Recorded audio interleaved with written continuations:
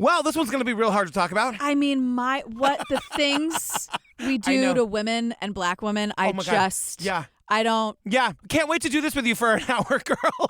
You know what? I can't either, and I mean that. Let's fucking go.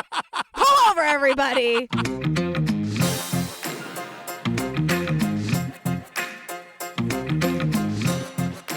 Hi, Jillian Benzavali. Hi, Patrick Hines. You guys, if you're looking for more GP and me, join us on the Patreon. Over 250 full ad-free bonus episodes. We're doing Gacy right now. Oh, the one on Peacock. Ooh. You guys, it's bananas, what I didn't know about what I didn't know. I'm going to say it 100 times. There's also a reporter named Jay. We're having fun with him. You know what? Jay's really turned around for me. I actually really like him in this episode that we're about to do today. Jay's got a lot going on. So join us if you want to know what the hell we're talking about. Also, The Vow, Tiger King, Lorena, The Menendez Murders, Lacey Peterson, Serial Season 1. Night Stalker, Heaven's Gate. Remember Heaven's Gate? Yeah, The Staircase, The Jinx. All the classics. Anything you've watched on like Netflix, Hulu, Peacock. Every app. I have every app for you. Everyone on the Patreon. So we can watch everything and talk about it all. Also, you guys, join our Facebook group. It's the True Crime Obsessed podcast discussion group. That's where you're going to find all the announcements. That's where you're going to find everything you need to know, including your new true crime best friends. Oh, yeah. Am I wrong about that? You're not wrong about that. The amount of Bears Gonna Bear memes. I know. You guys, almost 40,000 people in there. If you think you're looking for community, I would say that's the place to do it. It sounds like it. Can I make one more request? Sure. Follow us on the Instagram, you guys. Okay. Try to match your thing here. Yeah, True Crime Obsessed podcast. On the Instagram. Yeah, and every Tuesday at noon Eastern, we go on, we hang out for like a half an hour, call it Ladies Who Lunch. We're chatting about the episodes and you ask us questions. We're just hanging out. You know what? It's you time. You can do whatever you want with that half hour, you guys. Yeah, except for us, we're doing Ladies Who Lunch, which is what we want to do, if I'm being honest about it.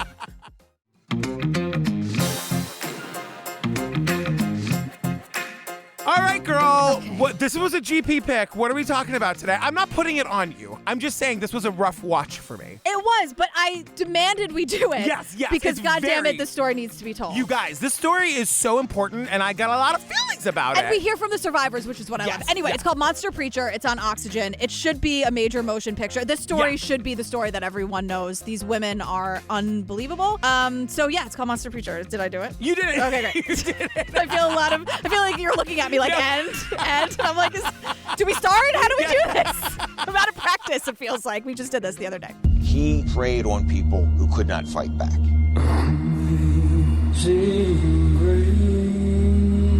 His idea was to kidnap women and create this harem of sexual slaves.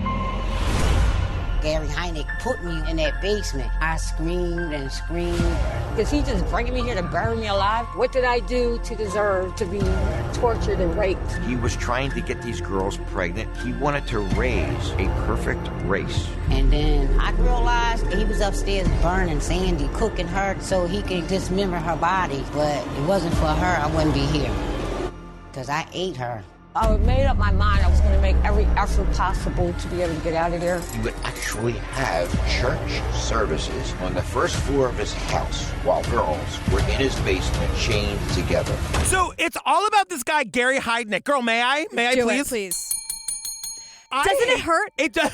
Doesn't it hurt? After West of Memphis, I got to tell you, I was like, she's back and she hurts. People were very, very happy to see her, though. It's been a minute since the Garbage Bell's been made an appearance. Well, welcome back, sweetheart. Aren't you glad this is what you're joining us for, West of Memphis and this? All right, let's go. But during this 15-minute coming up on, the insanity that we learn about what this man did to these women, I just was like, who the fuck is this guy? I know. So we get some on-screen text, and it tells us that 2 survivors have agreed to share the details of their abduction. Yeah. And they will meet for the first time since being unchained. Yes. 33 years ago. This is a trigger warning for torture, sexual assault, sexual violence, being held captive. I mean, this is really, really hard. I want you to know, if you can handle it, keep it on, because we're going to get through it together, and you need to know this story. Yeah, I just want to let you know kind of what's coming. Yeah, I agree. This is not an art theft. No, and we're going to do it our way. We're going to, find the light moments if we can. But, this is a really important story. And like you said at the top, I can't believe everybody doesn't know this story. I know. Can't believe I didn't know this story. This is just fucking bananas, this fucking story. Oh, God. Can we talk about about these two survivors because they're both incredible badass women, but there's a little drama. We're still in the coming up on you guys. Yeah.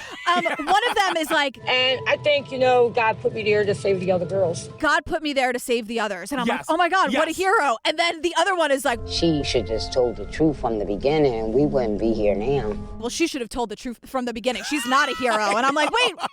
Like, how does this get any worse? Now the survivors are fighting? Well, I can't have it. And Josephina is the one who says she was there to save the other women, and Yeah. Jackie is the one who's like saying, well, why didn't you tell us that then? Yeah. And Jackie at one point says, I can't even tell you how I'm going to feel when I see her. I don't know if I'm going to run up to her and start punching her.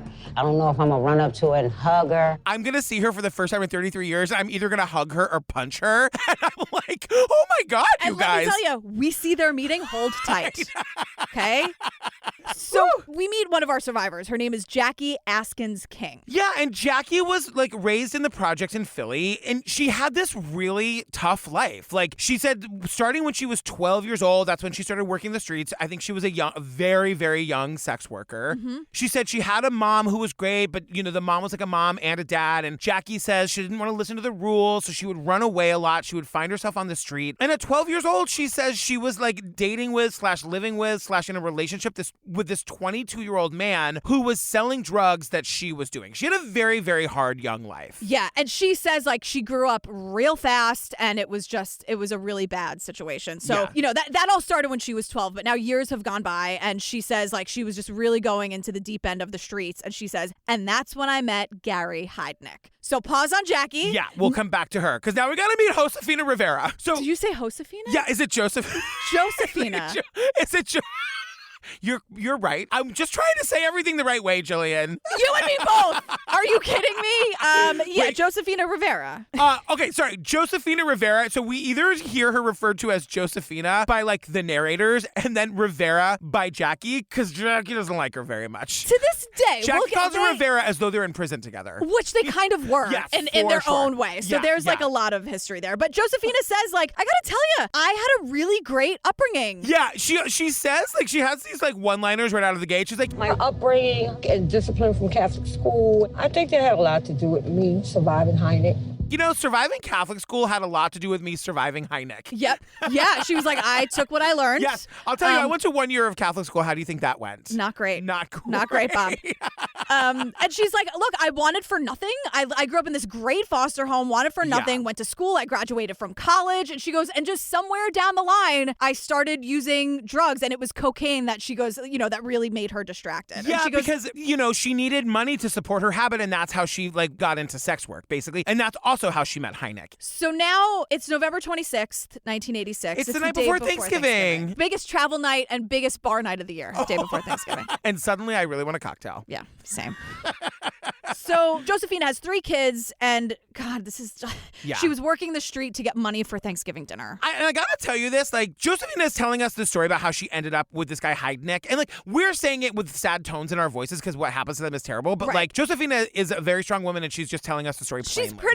She's saying it pretty bluntly. Like, here's what happened. So she goes, I saw the brand new Cadillac go by a couple times. I didn't really pay much attention. He pulled over and we started to talk. He had some money and he seemed pretty normal, but the word nut is not really stamped on anybody's head. So you are basically just taking a chance to hopefully that you're going to get this done and get back home safely.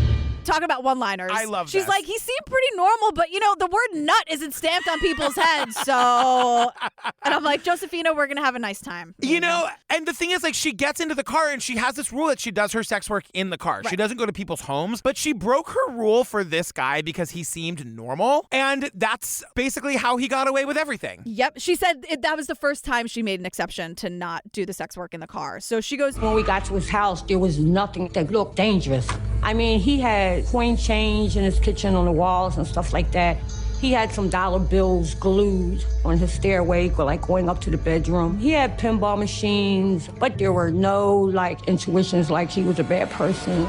Everything was normal except for the fact that there was change glued to the wall And in dollar the kitchen. bills. And dollar bills like glued to the walls going upstairs. And also random pinball machines, which is like, I love a vintage arcade, like Sure. old pinball machines. Like, Yeah. I think that's super cool. But like, This guy's even despite all the things that make him evil, he's not interesting enough to own pinball no, machines. like, I'm not saying that it's cool he had them. No, I'm saying just like, it's weird that he has them because that's the thing like a cool person would have. Exactly, next Yeah. to the glued on Dollar pennies bills. and dollar bills. Yeah. Like, what? And meanwhile, Josefina's like, yeah, this looks about right. She's like, Josefina. I'm sure she's like seen worse Yes, than that. for You know what I sure. mean? Yeah, So she's yeah. like, and she says, she goes, my gut, like no alarms went off. Like it Yes. seemed kind of okay. And you know what's so amazing? That's a very honest thing to say. Absolutely. Because we all live by our gut instincts. And she's saying, like, there was nothing about this that felt out of place for me. Right. So they go upstairs, they have sex, and she's like, he was asking me, weirdly enough, like asking me a lot of questions about my fertility. And, like, very fucking personal questions that didn't seem to bother her. Do you have kids? Are your tubes tied? Yeah, can you still have kids? Right. And she's getting ready to leave. She's Yeah. getting dressed. And he comes up behind her and starts choking her. Yeah, and she describes it as like a movie projector clicking. All I can remember was, like, you know, when you're in school and you have a movie projector and it slides off and it's like really fast. And it was like just things in my life are just flashing in my head. That broke my heart. Where she's like, remember in school, an old Yeah. projector, like there are many moments in this where you can see Josefina, like what she's remembering. yeah. And she's a very vivid storyteller and it's all on her face too. And this is she's a like, moment that broke my heart. She's such a survivor. I think that Josefina really sees the value in telling her story. I agree. And that really comes through. And she says that like he's wrestling her and she's like, suddenly I realized there was a handcuff on me. Right, Like right, on one of right. my wrists. She didn't know how that even happened. And he's saying, give me your other hand so I can put the cuff on it. I don't want to hurt you. And like Josefina weighs her options and decides to do that. And he takes her downstairs into Like- the basement. Like Saw movies aren't as bad as this. Right. And I don't watch that torture porn, No, but yeah. here we are. I've seen a Saw. Ugh. I saw the first Saw. You saw the whole thing? Yeah, I watched the whole thing. Did you scream the whole way through Yeah, it? it's, I mean, Wait, what's it like watching that kind of movie with you? well, What's that like?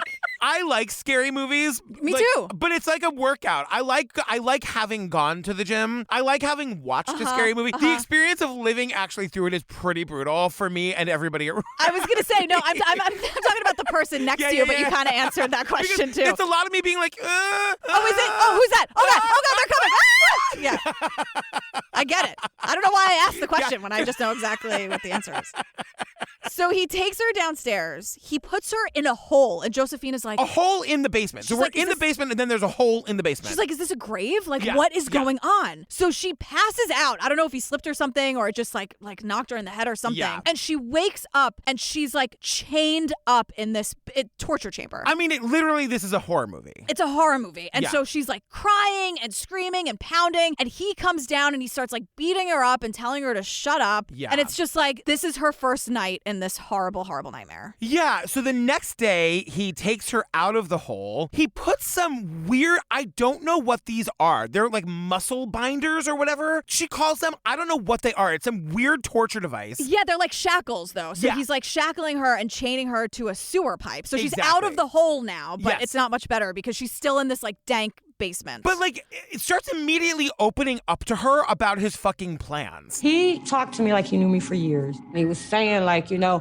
he had impregnated all these girls, and every time he would have a baby in Philadelphia, DHS would just snatch him up, and he would never get to see him. He wanted to gather girls on Marshall Street and then just keep impregnating all these girls so he would have all these kids and he would be able to raise his own children. So what I'm going to do is I'm going to kidnap all these girls just like yourself. Yeah. I'm going to rape you, impregnate you, and then we're going to have a bunch of kids. I'm going to do like just like you, but like with other women, And other here, girls. they're gonna grow up in the basement. Like, we're gonna learn eventually, like, he wants to create, like, the perfect race Like- without any intervention from the... Like, this guy is crazy. He's crazy. He is crazy. And you know who's here to tell us? Jerry Jennings PhD. is the author of Breaking the Silence of the Lambs. Oh my God, Jerry. Jerry. The title. And Jerry is the one who's just like, Heidnik, his idea was to kidnap women and create this harem of sexual slaves. He would impregnate them and have all these children. He was out to establish a throne of power, control, and adoration. Let me tell you about this Gary guy. He wanted power, he wanted adoration, and the only way he could get it is by tricking women and like tying them up and torturing them. Then, oh my God, you guys. we meet Gary's defense attorney, question mark? So the guy's name is Charles Puerto. Am I saying that right? Charles Peruto? Peruto Jr. And the thing is, I just wrote, this is Heidnik's defense attorney. And I said, he's not here to say nice things about Heidnik. I was going to say, he doesn't say a nice word about him. He absolutely hates him. A lot of the shade, most of the shade that's thrown to Gary Heidnik is from his own defense lawyer. And in my notes, I just have almost reminding myself, this is his defense lawyer. I know. This is his defense lawyer saying I this. went back and made that note later when I was like, oh, fuck, now we got to hear from the lawyer. And then I was like, oh, no, he hates this guy. He hates him. Yeah. But I'm like, defense lawyer, huh? So we learned from Jerry and Charlie, like, he's obsessed with fame and money. He wants to be a big shot, hence the Cadillac. Yeah. And he was also using religion. He was a self-ordained. When I say self-ordained, you could buy a corporate kit and ordain yourself a bishop. So he was an ordained minister and started the church, the United Church of the Ministers of God. He started his own church, the United Church of the Ministers of God. Look, what the fuck is that? Can you calm down?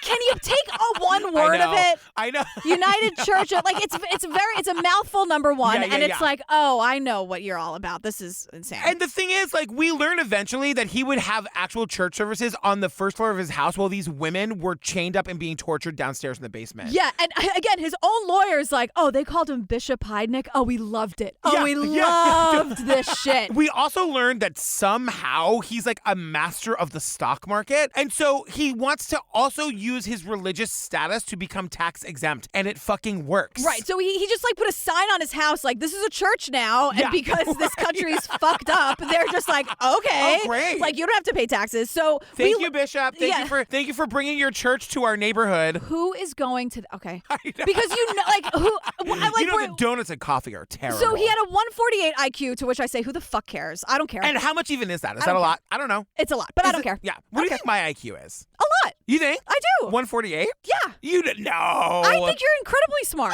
Oh, that's so nice. I think I'm okay smart. Were you trying to set me up as a joke? Because I won't do that. No. I really want, like, I think that I'm an averagely intelligent person. I think you're above average intelligent, easily Here's above the thing. average. I wouldn't like win Jeopardy or like an IQ test, but I think I would shock people at how long I would actually survive if I was like on Survivor. I think like that's where I would really shine. It sounds ridiculous, but I think I'd go really far. I think my social game would be really good. And I think I've got the body mass to not freeze at night. I bet there'd be some snuggling for people who would want me to keep them warm. I'd probably trade that for rice. I love how you're doing that selflessly. Like, if they need me to keep them warm, you're not looking at like John over there who's like, maybe he's a little chilly. I would be the first one to find the immunity idol when nobody saw me looking for it. Like, I think that'd be really... Oh, you know a lot about Survivor. I'm a gamer. I'm a Survivor gamer. I'm really into it. I think I would do well. The immunity what? The immunity idol. The idol? Yeah, you get it. Jillian, we don't have time for this now. Oh my God. Okay. Yikes.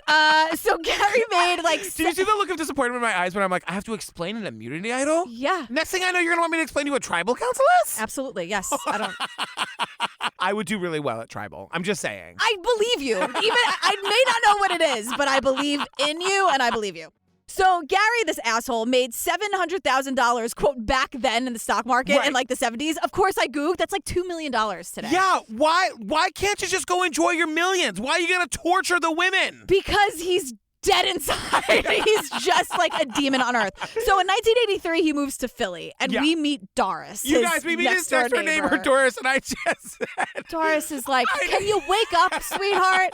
Can you be a little aware of your surroundings, Doris? The thing is, I feel like Doris is at once a good neighbor, but also the neighbor that's got the tea on everybody. Doris knows what's going on in every house in that neighborhood. Except Gary's. Except for Gary's, with which she shares a wall. And which we hear like okay, but...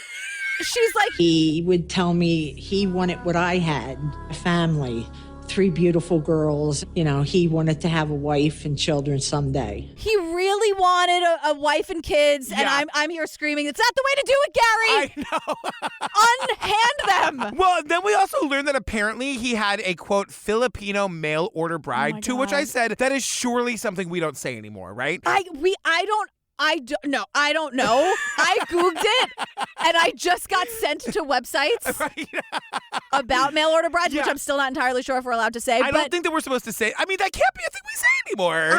I'm sorry, bleep it. But the reason he acquired a Filipino woman is because this is another thing no one should ever say. Yeah. Is that he read that Asian women are totally subservient.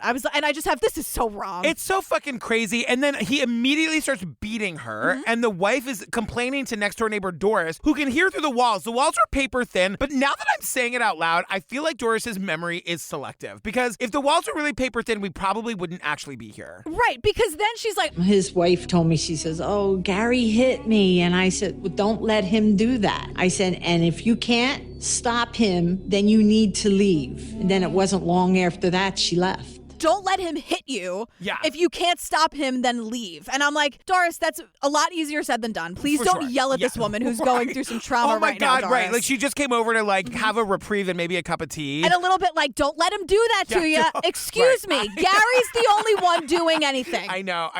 Doris, enough. And then Doris is just trying to do the right thing, but I know what you're saying. And she wants a medal for sitting here and telling us, and that's fine. Doris, you get honorable mention, maybe. Yes. 100%. Maybe. I haven't decided yet. Let's get through it first. But then this Filipino woman leaves, thank God. She finds, hopefully, safety. She leaves. And then Doris is like, and that's when he started bringing a lot of girls home. Yeah. And I'm like, Doris, girls. You know what? You're right. I really liked Doris when I watched it, but now hearing what you're telling me. Womp womp. I ruined her. Sorry. This is where we meet Denise Turpin. They say she's the retired deputy commissioner of Philadelphia. And she's telling us about the neighborhood. And I have a lot of complicated feelings about Denise, so we'll come back to her. Yep. But, she's saying Gary Heidnik was in a poor neighborhood. People turned a blind eye to things that he did. Some of them were not so unusual, black women going into the home. But I think mainly because he was a white male, he was able to project himself as this normal human being. And on top of that, the fact that he lived in a really poor part of town, Denise tells us that no one really paid attention to or cared about that side of town anyway, so he was kind of free to do whatever he wanted. So now we're back with Josephina, and remember, she's been chained in the basement, so she's saying it took her a couple of days to get acclimated. And she says, she describes her captivity and, the mental health trauma that these women lived with after the fact. I feel like the world wasn't there for these women in the way they would have been for other women. We will get to that later. Yes. And so it's November 29th, 1986, just a few days after Josephina is down there. Gary abducts his second victim. Yeah. And he's bringing her down into the basement and she's crying. And Gary's like, stop crying. You know me. We're friends. We're cool. Don't worry about it. As he's putting her in what are called muscle clamps. What the fuck are muscle clamps? He's handcuffing her, but then crazy gluing the handcuffs shut. And then using a fucking hairdryer to dry the crazy glue. You guys. Oh my God. But he's also and as he's doing this, he's introducing Sandra, Josephina, Sandra. Right. Yeah, manners, everybody, manners. Right, because her name is Sandra Lindsay. Yeah. They also, in the middle of this, Oxygen has Josephina today go to Gary's house in the middle of the night in the pouring rain. Because it goes to a commercial when we're introduced to Sandra, right? And as it comes out of commercial, rather than going back to the story, they make this weird choice to have this weird intercut thing. And I just wrote, oh great, let's re-traumatize Josephina by taking her back to Heidnik's house in the middle of the fucking night. Because there was no, just from the most cynical perspective, there was no usable tape here. Yeah. Because she's just I don't even know what to say to this. It's the middle of the night. It's pouring rain. Yeah. Don't do this to her. And my thing is, why is that house still standing? When you guys find out what happened there, I know. Every other house that we've ever covered where things like this have happened get demolished. Yep. The fucking Gacy house, the unseen house. Why is this house still standing? I don't know. Is somebody living there? Is Doris still next door? Doris. She's like, oh, we can knock the wall down and have a nice little big living room. Oh, my God. Doris, Why is this house still standing? So now we're back to Josephina and Sandra. Yeah. Sandra has just been introduced to this thing. And yeah. So the thing about Sandra is that Gary met her at the Elwyn Institute. And the Elwyn Institute is for people with intellectual and developmental disabilities. So she's a vulnerable target for Gary. And you're going to, depending on what clips we use, you're going to hear problematic language about, people say it 100 different ways. Yeah. But Josephina can tell this right away. And the thing is, his own lawyer is like... He preyed on people who could not fight back. Prostitutes, they can't run to the police. So if he kidnapped a prostitute, who's going to miss her? If he went after somebody who was mentally ill, who's going to miss her? She's not going to know what to do. So he always preyed on weak people. Prostitutes, who would even miss them? Mentally challenged, who would miss them? And I said, I get what you mean, Charles, but you're saying it wrong. Use your words. This wasn't made in 1978. No. This was made like a year ago. Yeah, Charles, get your act together, sweetheart. And Oxygen, tell people not to say that. I know. Like, you have the, like, don't just let it happen. What the fuck? It's crazy. I was listening to NPR today, and they were talking about people who are pregnant getting the vaccine. They said people who are pregnant 800 times. They did not say pregnant women, and I was so proud of them. Here, newsflash, you guys, like, trans men can be pregnant. And that shit matters. Yes, and like there was like 4 different people in the segment, and everybody kept saying people who are pregnant. Right. And I was so proud of NPR. It was amazing. Because maybe they were told to do that. Like, maybe some people knew to say that. And if they weren't, NPR was like, we're not airing it if you say it. Look, I didn't know until this morning that's how we said it. So now I know. You know what I mean? And that's the point. Exactly. The more you know. Hero Bell. We got a Hero Bell on this episode. But the point is, like, Gary worked as a nurse in this place, so he's such a fucking piece of trash. At the Elwyn Institute. Yeah. So he would take these clients out on tours or, like, take them out for, like, a day trip and then take them to this hell house and abuse them. And then, like, Jerry Jennings, the guy who wrote that book, he's like... He would take the clients out on these tours into the community, and then he would sneak them off to his apartment to exploit the women for sexual favors. It was a big, huge boost to his, tiny, weak, fragile ego. This was all a huge boost to his tiny, weak, fragile ego. I wrote that down too. I loved that so fucking much. Jerry hates him. Like, as he should. Like, it's not a hot take. So, in talking about his victim pool, right, that he preys upon, like, the people who don't have people to, like, stand up for them, like the developmentally disabled, sex workers, poor people, women of color. He's saying, remember how he had a church in his living room? Yeah. They were saying that, like, the thing that, like, that he loved about himself was that he was creating this church where he would basically have disciples. I mean, it's a cult. Nobody's saying it, but it's a fucking cult. Right. And so one of our experts is like... Hustlers do not shy away from religion. It's a way to captivate people, because people will look at it and they give it that veneer of respectability because you are associated with religion and the Lord. It makes people in the community think, well, they have to be a good guy. And that's the whole point here, is that, like, he got away with this. Like, even with Doris, next door neighbor, who probably heard horrible fucking sounds coming from his house. She's like, how bad could it be? He's a preacher. Right. He looks nice. Yeah, and he's got the sign in front of his house. Like, it's a church, technically. Like, this is how he got away with this for so long. Right. So we're back with Josephina and Sandra in the Hell House, and they get to talking. Right. Because remember, Sandra kind of knows Gary. Yeah, because Gary worked at the school. He's known her for a long time. So Josephina is brilliant. She's like, I need to find out everything I fucking can about this guy and use that to my advantage. She's just going to keep talking to Sandra and see what's kind of going on. The thing about Sandra is that she might be a member of a vulnerable population, but she had a family that really loves her. And so, like, her family is desperately looking for her. And the family knew that the last person she was going to go see was this Gary Heidnik guy. So, like, the sister and the mom go to the house, they knock on the door, nobody answers. The cops come to the house. Because they file a missing persons report. Yes. So they send the cops to Gary's house because they were like, he signed her out. Like, can you just get him to open the door? And this is what is so enraging. We are explained by that woman, Denise, the former commissioner, who I said I have, like, feelings about her because she defends what happens here. Yeah. She says 30 years ago, they didn't have the access to, information right on the spot like they do now. So that meant the officer would have had to come in off the street into the operations room or to the detective division to try to have them, what we call, run the information through the computer. The officer that went to the house was given incorrect information in terms of the spelling of Heidnik's name. his last name is spelled Heidnick, and he's put it in the machine Hiednick, and then they weren't able to see that he had fucking priors for kidnapping and rape. Right. And they're looking for this young, vulnerable woman. Like, the defense attorney is here to say, this is bullshit. Gary Heidnik, do you spell it I-E? Do you spell it E-I? It could be either way. So you don't try different combinations? And that was the testimony, that he didn't try different combinations. Bad policing. This answer is not good enough. This is a weird name. You try it a bunch of different ways. Yeah, again, his own defense lawyer is like, is that your excuse? Just try different combinations if nothing shows up. He goes, this is bad policing. Yeah. And he's like, because of that, they didn't see that Gary had a record. And they're like, oh, no record? Nothing to see here. Yeah, Let's the move white on. preacher guy, I'm sure he's fine. I'm sure everything is on the up and up. Meanwhile, women are chained in the basement. Right. And then defense attorney Charles, who probably is garbage in real life, we'll get to that in a minute. Yeah. He literally says, I don't like to play the race card, but I have to say that the handwriting's on the wall in this case. The fact that Sandra was from a poor black family who doesn't have any connections. I think that's what ended the investigation. He's like, there are all kinds of cops. There are good cops, there are bad cops. There are lazy, there are smart, there are stupid. He's like, she got a lazy cop and a stupid cop, and that was a lethal combination for Sandra. He says the writing's on the wall. Nobody gave a shit because they were black. Yeah. They were just dying for a reason to say, you know what, who cares? Nothing to see here. Now it's November 30th, 1986. It's 4 days since the first abduction of Josephina. They hear pounding on the door. I'm assuming maybe that was the cops. It for sure, 1,000% was the cops. So they can hear in the basement that people are looking for them. I can't even imagine. I know. So later that day, Heidnik comes down to the basement with a pen and paper because he knows Sandra's family is looking for her. Right. So he makes Sandra write a letter to her parents saying that she's in New York, she's having a great time, you don't have to look for me. I'm like, yeah, please don't look for me. I'm having so much fun. Don't worry about it. I'm definitely not kidnapped in Heidnik's basement. Don't look there. If you're gonna look anywhere, don't look there. No, I mean, don't look at all. Yeah. Honestly, just stop caring and stop loving me, and don't be worried about it. Like, sleep well tonight, knowing that I'm alone in New York City and having a grand old time. Heidnik then drives to New York City from Philadelphia to mail the letter, and Josephina hears him leave. She knows he's gone for hours and hours, and she has the thought, like... And the thing was, what if something happened to him while he was out? Who was going to find us then?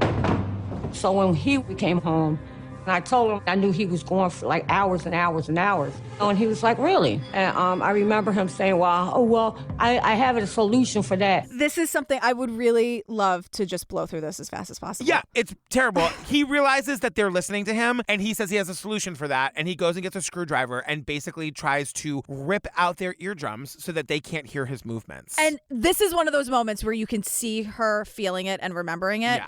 And because she's like, it really hurt. It really hurt. But I think it got healed in some way. I don't know because I don't think that she didn't say like, and now I have hearing loss forever. Right. Maybe she does. Yeah. But she's just like, it was just another way to inflict pain on these women. Yeah. And so now it's December 22nd, 1986. The third victim is brought in. Her name is Lisa Thomas. She was one of the younger ones. She was 19 years old. They describe her as streetwise. She's brought to the house, and like, this is where we realize that when they bring in the third victim and they're trying to put them all in that hole in the basement, there's only room for two of them. And this is where like a little bit of a hierarchy starts to form among the captives. And because Gary starts pitting the women against each other. Yeah. Like, we don't have a fucking enough of that in this world. Right. So Lisa and Sandra are put in the hole, and Josephina is allowed to like be in the basement as sort of like a position of power or pride. Because she was his favorite. Because we're learning now that in these couple days, Josephina has really started appealing to his ego. Yes. Which we learned from Jerry, the author, and his own defense lawyer. Like, he really needs that. Gonna work. So she's like, you're so handsome, you're so sexy. And,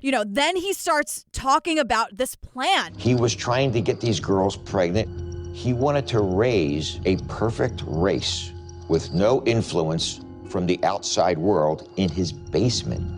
And do this all in his basement. Yeah, and so now oh God, that just sounds, oh my God. That house still stands. That basement is still fucking there. How much do you think it would cost? Let's buy that house. And fucking burn it. Or and destroy it. I'm seriously asking, how much would it cost for us to buy that house and demolish it? Like, how much? Let's Zillow that shit as soon as we're done with this.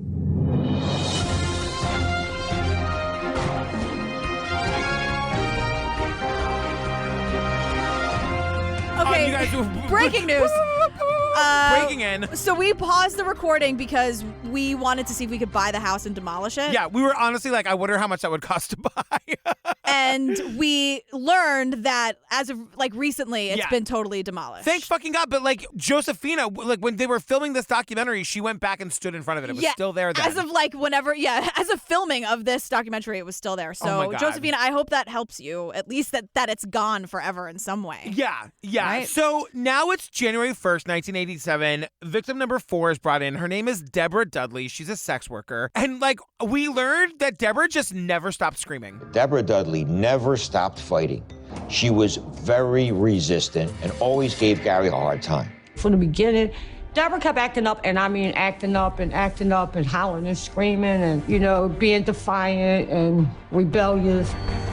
I see a lot of myself in Deborah. She just like I want to say it would take. I've taken the Josephina approach, but I don't think so. Absolutely not. And honestly, like, fucking good for her. She's like, get me, like, she doesn't know these women. She doesn't know what's going on. It's just like, it's an interesting, I hate to use that word, but study of like how people react in a really horrifying situation, because we have 4 different reactions here. Completely. And Josephina's and they're all valid. Yes, and Josephina's playing the long game, and Josephina tries to explain to Deborah, like, girl, I got you. Because what happens is Deborah is giving him so much resistance that he's just beating her and beating her and beating her. So, like, everything was a hard time. Everything was a fight. Everything was a battle. Again, totally valid. Yeah. And Josephina's like, girl, he's just going to keep beating you up. So, like, if you play nice, he'll treat you better. Ask me. I know. Totally. And you have to, she's like, you're going to die if you keep this up. And I have to say, like, that must have been so hard to hear, because the last thing you want to do is be the tiniest bit nice to this animal. Totally. You know what I mean? Totally. And yet it's, like, easy for Josephina.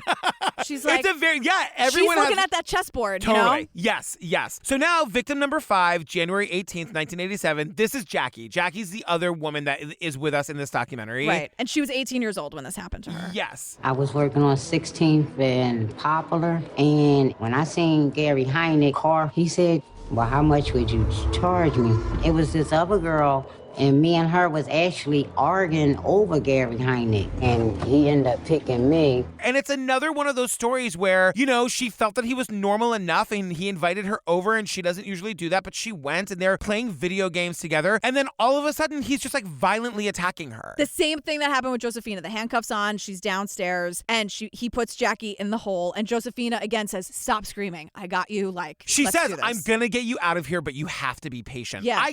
I'm not good at being patient when I'm waiting for my coffee. I am like Jackie. I am like, be patient? What are you talking about? And like, who the fuck are you? Right, totally. Why am I going to trust any of you in here? Like, oh, come on. Because we have to remember that Josephina is working really hard to like curry favor and trust, and it's working. And so then the day after Jackie comes is Josephina's birthday. He came back with a food from takeout, a birthday cake, and a birthday present. They sung happy birthday. We ate Chinese food. I opened up a present. He bought me a pair of slippers. I don't think I've had a birthday party since then. I haven't had a birthday party since. I know. Like, of course not. 33 years ago this happened. He wants to dance with her to that song, Stand By Me. And she's like, I know, girl, I know. Like, she looks to the camera. She's like, I know, this is so fucking crazy. But she's saying, what I'm doing is working. Like, let me see what I can do with this. Because she's like, you don't throw a birthday party for someone you hate, right? Totally. There's got to be something there. He's giving me special treatment. Something's happening. So it's January 1987. Gary is now holding 5 women captive in his apartment. Can you fucking imagine that? No. They're all chained together, but there was, as we learn, enough space so that he could rape them. Yeah, they're chained, but they have like lead on their chains. So they can like, I mean, how does everybody not know this story? This is the most horrifying story. By the way, I want you guys to know I know the answer to that question. Like I know why we don't know this story. Right, because they're black. Because it happened to black women who are sex workers and poor and developmentally disabled. Like, I'm asking that question with rage and anger, and theoretically, I know why we don't know it. It makes me crazy. Right. And I'm not exempt from not knowing this story. Like, I didn't know it till today either, you know? You're welcome. God damn, I know, GP. No, you guys, GP is burning up the calendar. I'm telling you, she's got plans for months. I'm trying. So by February 7th, 1987, again, the day before Thanksgiving is when Josephina has been there, right? Oh my God, this is so awful, you guys. So Sandra, who is... She was victim number 2. She was the one that was going to the school for the developmentally disabled. Right, that Gary just signed her out, and then the cops were like, nothing to see here. Yeah. That's... Okay, so Sandra's not feeling well, and she's not eating, and so Gary is trying to force feed her, and Josephina is like... I knew she wasn't feeling well, and I was like, Aunt Sandra, just try to eat something. You know, you don't have to eat everything, but just try to eat something, you know, to kind of sustain yourself in the frame of mind that he's in. He thought she was being rebellious. Gary thinks it's like a personal attack on him. She's just being rebellious. Yes. He chains her up in some... Josephina explains it. I don't really understand it, but he's got her chained up to the wall in some way. To the ceiling. So the chain is hanging down to the ceiling, so her arms are up, and she's just like hanging, and he's trying to force feed her. He's beating her at the same time, and eventually he just beats her to death. I did not see this coming. No. He like opens the handcuff and she falls to the floor and she is dead. Right.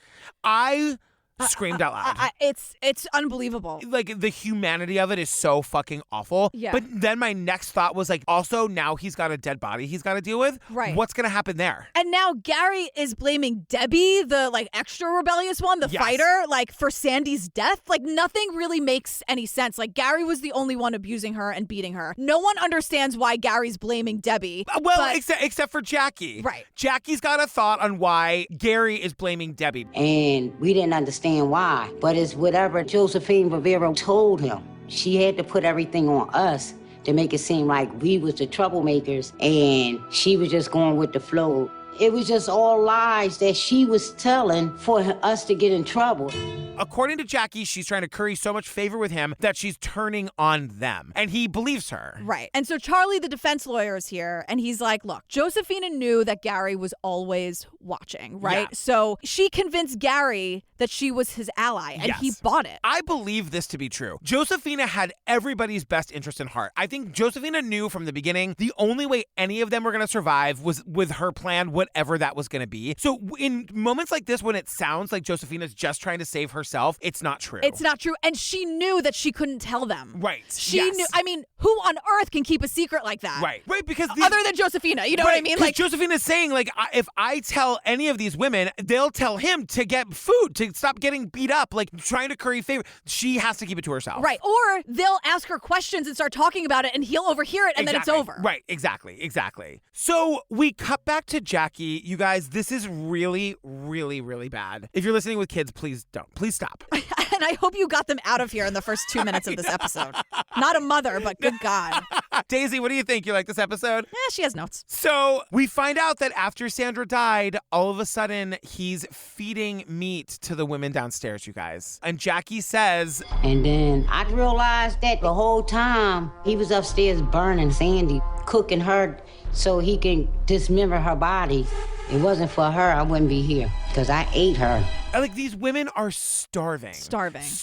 And we're not saying that. We'll learn later the condition they were found in. Yep. Starving is not hyperbole. It's not an exaggeration. They were starved. This is like the Jeffrey Dahmer of it all. Like, he's upstairs cooking Sandra. And he's using it. Oh, my God. He's using it to say, like, stay in line or this will happen to you. Because he brings Debbie, the, like, quote, rebellious one, upstairs and shows her Sandra's ribs, like, roasting in a pan in the oven. And like, body parts in the freezer and her head in on the stove. Like, this is the true crimiest of the true crime we've covered in a while. Yeah. So you guys, there's another death and it's fucking brutal. And as another way of like keeping the women in line, this is terrible and we're not going to give a lot of detail. But remember that hole in the floor? He fills it with water and he puts Debbie and Jackie into it and takes like an exposed wire and is like touching it to the chain that they're chained to in the water. And electrocuting them. He's electrocuting them. He's like electroshocking them in the water. And Jackie says that he was making Josephina do it too. Because he goes upstairs and makes her continue to do it. And according to Jackie, she did. And then what happens is that Debbie dies. So Jackie survives. And according to Jackie,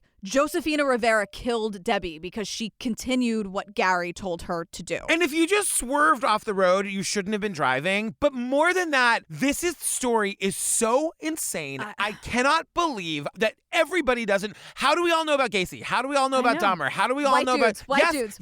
How do we all fucking know these stories? But we don't know this story. It's so crazy. And on top of it, this horrible music. It sounds like Mario and Bowser's Castle. It's a video game reference, girl. Just let me have it. I'm going through it.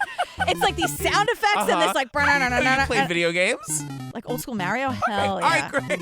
And so I'm just like, Oxygen, it's bad enough. What are you trying to distract me? Because if you are, it's working. Because now I feel like I'm in Bowser's Castle. Yeah. So Josephina is saying, like, because they did this horrible thing together, Gary's like, Josephina's like, fine. She's never going to snitch on me because she is a murderer now and whatever. So he really lets Josephina walk free. Like, totally free. I mean, we learned that she's like walking like in the living room. She's free to walk around the house when he's there, when he's not there. He thinks of them as like boyfriend, girlfriend. And you're thinking, why aren't you running? Why aren't you running? And we hear Josephina say later, I was free, but I wasn't free because these other girls were still in the basement.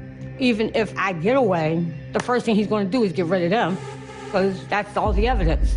If I get away, he's going to kill the other girls because that's evidence. He knows that I will probably say something, right? Yeah. So now he's like, hey, Josephina, let's get another girl. Let's get another victim, right? Yeah. And she's like, Here's the deal. We can go pick up another girl. I said, but when we get done, I said, you're going to take me to see my family. And he went for it. I will help you find somebody else. Yeah. But you have to let me see my family. Remember, she's the mother of 3. She went out the night before Thanksgiving. I have been thinking about the kids this whole time. Who's watching the kids? Right. I don't know. Nobody. Ugh. So it's Agnes Adams, right? So I'm like, oh my God, she fucking did it. Like, Yeah. Josephina, where is this going? What is your plan? What is happening?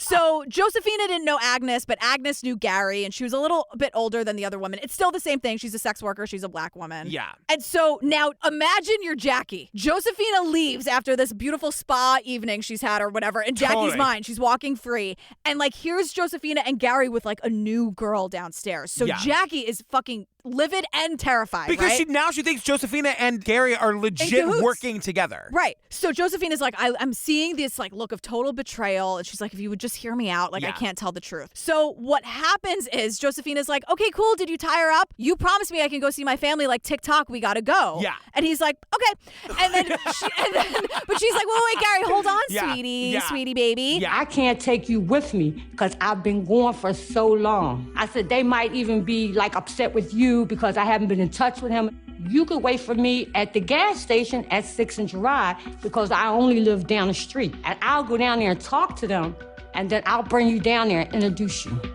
You take me to the gas station and wait for me there. And he's like, okay, Yeah. that sounds amazing.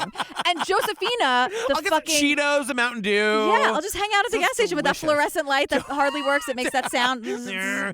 Great surveillance video usually, though. Yeah, totally. And they always keep it. Totally. So Josephina knows there's a payphone a block away. Yes. So she's like, go to the gas station. She's like, you wait here, goes around the corner out of sight. And she's like, she can't. She's like, is this working? Is this going to work? She's oh my like God. afraid he's going to be following her. Like, of course she's thinking that. So she gets to the phone, she calls the cops, and of course they don't believe You her. guys, there's a clock ticking. Like, Yeah. she knows she's got like 15 minutes to do this thing before he either comes to find her and realizes what's happening, and then everyone is killed. She calls the cops. The fucking cop is here today to tell us what he said to her. I was a little skeptical. I asked her, are you a hooker? She said, yes. I said, well, what's this all about? You didn't get paid or something? Well, so what's this about? You didn't get paid? What's the problem? They didn't pay you? What's going on, Oh sweetie? Yeah. First of all, listen to women, listen to black Oh my women, God. listen to sex and she's workers. like, Jesus they're in Christ. the basement. They're going to be murdered. Like, you have to go save them. You have to go now. And she's like, there are shackles, and they're like, shackles, Yeah. schmackles. And she pulls her pants, and she's like, look at my fucking scar. Are you Yeah. kidding me? And they're like, oh, okay. Right. They didn't take her at her word. This like panicked, fear-ridden woman until they saw the marks on her leg. That's when they finally believed her. But we find out that they get like a search warrant for his house the next day. But they do pick him up in a paddy wagon that night. Okay, good. I forgot that point of clarification. Because then they show Josephina, and they're like, Josephina, is this the guy? Right, And yes. then she looks at us, and she goes, I go up to the paddy wagon, he opened the doors, and it's him. And he just had this look on his face like, I really should have got rid of this bitch when I had a chance. He was not a happy camper. he was not a happy camper to be looking at me from the back of a paddy wagon. Can you imagine you're him and you're like, oh my God. Yeah, and then there's got to be some part of you that's like, oh, I fucking fell for it. Yeah. For her to be like, I'm going to see my family, but you can't You come. stay here, sweetheart. Just wait at the gas station. I'm going to go out of sight around the corner. Yeah, I'll be yeah, back yeah. in 10 minutes. I'll explain everything, then introduce you. Just let me. Totally. I know my mom. She Right. can be a little much. Yeah. Just follow my lead on this, okay, Gare? So then that woman, Denise, that commissioner woman is back, and she's saying that like they get a warrant to go to the house the next day, and they go down, she's there, and they go downstairs, and she sees the women chained up. She cannot believe it. I came down the steps. I see these 3 women chained and shackled. They were naked, just exposed. It was just, I asked the officers to go get blankets so they could be covered. And this is also why we need like women in situations like this, because the other cops weren't going to get her a blanket. Uh-huh. Like the woman in the room had to say, they are shackled and naked. Can you Yeah. please cover them up for God's Yes. sake? Yes. Josephina wasn't there when the No. women were rescued. So like she is the one who alerted the cops. The cops go. Josephina's not there, and the cops don't tell them how they found out. They don't tell Jackie that woman Josephina, who's been playing the long game for the last 125 days, who swore she was going to get you out, did. Yeah. Yeah. It took 33 years for Jackie to find that out. And imagine living with that anger and betrayal and trauma for those 33 years. Because we also learned that at the trial, Jackie and Josephina never see each other. Right. And the defense lawyer was using Josephina. That's why Charles, the defense lawyer, is garbage. So here we go. So we're at the trial now, and Charles, the defense lawyer, who's with us now to tell us what garbage his client was, at the time was still trying to get him off. Right. He was like, I'm just hoping for third-degree murder. He's like, he's as guilty as they come, but as a lawyer, my job is to try to get like the lesser sentence or whatever. So he says, when Josephina testified at the preliminary hearing, I saw an opening to convince the jury on second and third degree murder. Heidnik trusted her, and he trusted her for a reason. She did a good sell job on making him believe, hey, you've converted me, I'm with you, and I wanted to use that against her in the trial. The defense attorney gets Jackie and the other survivors to testify to how awful Josephina was and what a backstabber, double-crosser she was, and how, like, they were as victimized by her as everyone else. It's not the true story. Because she's there, she's like, wait a second, I risked my life to save yours, and now you're throwing me under the bus driven by the lawyer? Yeah, and for some reason, they never talk, and were it not for this documentary, they never would have come together. Jackie just assumes that Josephina was a murderer and didn't care, and Josephina never knew that Jackie felt that way. Right. Well, I'm sure she assumed. Yeah. We know that she's thinking pretty far ahead. She's probably like, Jackie fucking hates me. Because the whole conceit of this documentary is that Jackie and Josephina are going to meet for the first time in 30 years. Because they got to oxygenify it somehow. So we have to have some kind of drama, some Real Housewives of the Hell House. But like the thing is that Josephina is saying like, I'm really looking forward to it. I'm really looking forward to putting her mind at ease. And Jackie's like, I might beat the shit out of her when I see her. I don't know. And Oxygen's like, fingers crossed you do. But let's end the Gary part of it. Because July 1st, 1988, he's sentenced to death. Thank God. Yes. He's executed. Great. Yeah, I'm not a death penalty person, but I'm not sad. Yeah, that I didn't mean, you know how I say that. Yes, yeah. Death penalty shouldn't exist. Right. So they finally sit down. Jackie and Josephina meet in a park on like a freezing December morning. I know. We couldn't do this in a conference room. I say this every time. I can't believe it's not in the middle of the night in front of the fucking house, Oxygen. With pictures. Remember when you guys were chained to the floor? Remember that? Do you want to see the crime scene photos? Yeah, Jackie, remember when you were 47 pounds and had to learn how to walk again? So you guys, Jackie says when she was rescued, she was 47 pounds. That is 5 pounds more than my 7-year-old daughter weighs. Insane. When Jackie said that today, I burst into tears. Oof. That is 5 more pounds than Daisy weighs. You guys have seen Daisy, right? She's the fucking skinniest kid in America. She's little. We do feed her mac and cheese. Yes. So it's a lot of Jackie saying, I thought this, and Josephina saying, no, it was really this. And then they just talk through their feelings. I ain't gonna lie. I did have some hate for you. I blamed you for a lot of stuff that happened. I'm sure. My reason for being mad at you had a lot to do with that basement. I didn't understand why a lot of stuff you did down there. That shit broke me down. They are the only two people on earth who can understand it. Yeah. They're coming at it from different directions, and like they finally get on the same page, and they'll always be there for each other. And they say at the end, they're like, we're gonna be friends forever. And like the thing that like really, I mean, I was saying this to myself all throughout, but it was good to hear somebody else say it. Yeah. Denise, the commissioner, says, if Gary Heidnik's victims had been middle-class white women, everything would have been different. I think there would have been more help for these women. More organizations would have come forward to help them.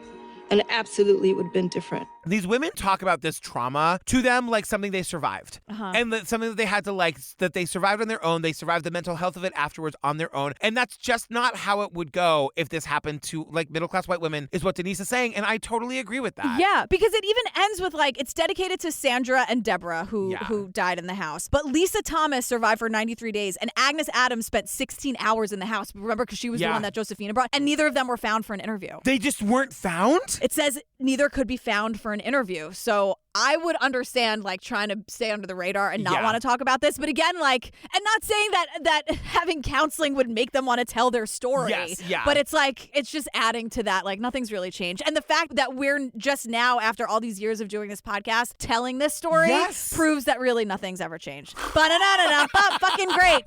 I still don't recommend you get in a car though. I still recommend you kind of take a breather. Yes. Put on an episode of The Golden Girls and just relax. Yes, Golden Girls. Just calm down. Everyone just calm the fuck down. My throat hurts. Oh, girl, wow. We What's it called? Monster Preacher. You know what? The documentary was well done, I think. It was. Yeah, it's a story everybody should fucking know. Yeah. Share this episode with your friends, not because I need the downloads, just because I want people to fucking know this story. Yeah. I didn't need the will they or won't they be friends thing, Oxygen, but I'm glad they got on the same page. You guys, join us on the Patreon if you're looking for more Jillian and me. We're going to make you laugh over there. We're talking about Gacy right now. God damn it. We also have, the Lacey Peterson documentary, the Menendez murders. Yeah, the Jinx, if you're just, up on the new Robert Durst stuff. Oh just my hear God. how Okay, bye-bye. Okay, bye-bye. Night Stalker, that was a good one. Yeah, just horrifying. Serial Season 1, Heaven's Gate, all the that Vow, stuff. Everything. Join the Facebook group. We said that at the top. We love you. What are we doing next? We are doing Escape to Alcatraz. Escape to Alcatraz? Escape to Alcatraz. So Alcatraz is like stolen land from the indigenous people. Yeah. So it's about in the late 60s, a bunch of the indigenous people saying, we're taking it back. And it's all like old footage of just really out of touch white reporters trying to explain why the land is really theirs. No! Or not there. It's just, it's another thing where it's like, why don't we know more about this? Yeah. I've been to Alcatraz. Have you been? Yes, and it still says it's stuff from the events that we're going to talk about next week are still there at Alcatraz. Wow. Yeah, so it's just, but it's a lot of here we are at Alcatraz. There's a lot of that, so stay tuned. So stay tuned for the trailer for Escape to Alcatraz, our hilarious and ridiculous outtakes. Yeah. And we love you guys. We love you. Thanks for hanging out. And again, just no heavy machinery. No heavy machinery. Especially for the rest of the day or night where you are. This was you need to recoup a little. Golden Girls, I'm telling you. Bye. Bye.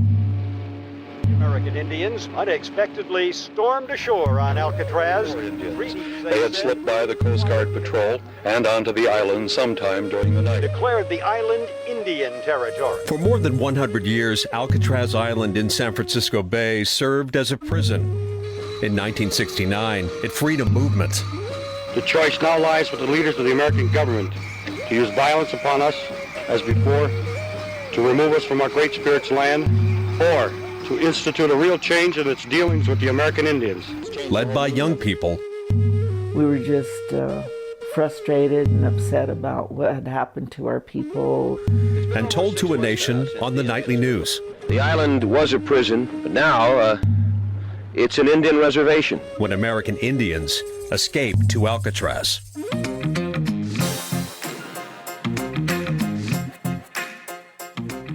She doesn't like her. To this day. She's like, thanks for getting me out, but we're not going to be friends. We're not going to Panera after this. I just imagine he's got the voice of the guy from Silence of the Lambs. Don't even talk to me about the teeth. I know. Oh my God. Who among us hasn't chained someone to a sewer pipe? I'd like to know. That's a great out of context bit that people are going to use against me one day. You're not getting rich. We find out that this guy has 7 parishioners that come over once a week. It's not Scientology or the Mormons, you guys. He's not making a ton of money. When you pass the basket, you're looking at a $4 haul. Yeah, for your and sermon. also Hall's cough drops.